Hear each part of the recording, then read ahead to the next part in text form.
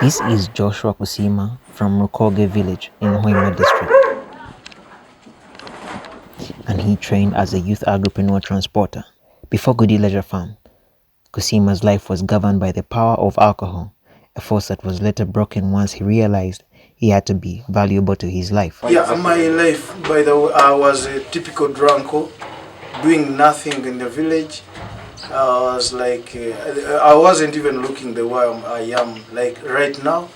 In total, I have to thank my coordinator, Sylvia Nalmaga. She came, visited our LOC, our LOC1, and my LOC1 chairperson is a friend to me. So he had to call me. He said, no, you should be educated, come. Go and train for this because it's free. Everything was free, beddings, what. So after getting that motivation and inspiration, I said, no, I should go and train. So after coming back, this is the way I am now. He explains that he does not regret his choice to train at Good Leisure Farm as a youth agripreneur transporter. Schools I got, it was riding skills. And other skills I got was in, because with us transport, we got enough time to help the producers. So that's why I came back and said, no, let me start this. So through that, I also got the feeding skills to these pigs and the can culture. But the can culture was just, it is mine because I liked it so much. I liked it so much. We didn't learn more about it, but I said, no, let me add about it. Then the little knowledge I got, I will have to start from it. Okay. But even though Kusima trained as a youth agripreneur transporter, he made it a point to have knowledge of what other nodes do, purposely to widen his scope of knowledge and also to maximize his entrepreneur foundation. Yes, the way I started this was like I got motivation. So I got inspired when I visited the farm, and I decided not to be like if I'm in transport, not only to rely on transport because I'll be having nothing to transport, than making my own business which I'll have to transport. So like in a Good Leisure Farm, the chain of distribution, the way it is. So I started like, let me start this piggery and can culture.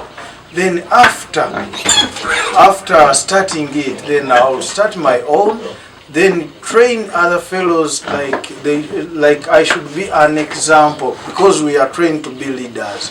So when you're a leader, you have to be exemplary. So that's why I came back. I said, no, let me start this. The little thing I have, let me start with it, then we see the next. Okay. At this time, he has 3 adult pigs, 5 piglets, and 10 rabbits. I can see that I'm also a leader. For now, I got these pigs like this small one, the one you've seen there now, like the other one is pregnant. This is my male. I bought them at 50K. So on that 50K, for now I've put in like in all of them these two. These last 2, the ones I bought last, I've put in like 200, is like 250. So I expect to get more profits out of them, the way you see them. Then this first one was I was just given to me by my mom. So she inspired me. She told me, as you come back from there, get a good start. At least I started with 1 pig. So after that inspiration of her giving me that one, I decided to work in building. I would go as a helper in building. Then that man I invested in pigs and culture. And right now I have the 3 old pigs and 5 piglets. And after those 5 piglets, I have 10 rabbits in a hatch. So that's my development now. Kusima has advised his fellow youths to seek and collect all knowledge they can and use it to fulfill their dreams. Yeah, the only advice I give to my fellow youth is work hard.